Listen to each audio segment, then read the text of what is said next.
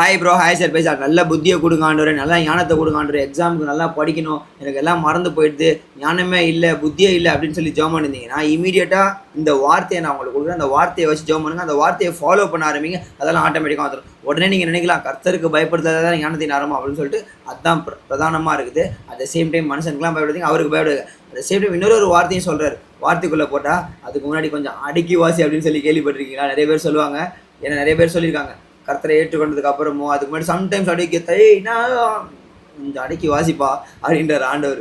வார்த்தைகள் ஆண்டவர் அப்படி சொல்கிறார் அப்படின்னா நம்ம ஸ்லாங்கில் நான் சொல்கிறேன், ஆனால் அவர் ஸ்லாங்கில் அவர் ரொம்ப அழகாக அருமையாக சொல்லியிருக்காரு. அதிக ஞானவானாகிய சாலமோன் எழுதின நீதிமொழிகள் பொறுத்தவரைக்கும் 10ஆம் அதிகாரம் 19ஆம் வசனத்தில் சொற்களின் மிகுதியால் பாவம் இல்லாமல் போகாது, தன் உதடுகளை அடக்கிறவனோ புத்திமான். அவ்வளோதான், பேசவே பேசாதன்றார்.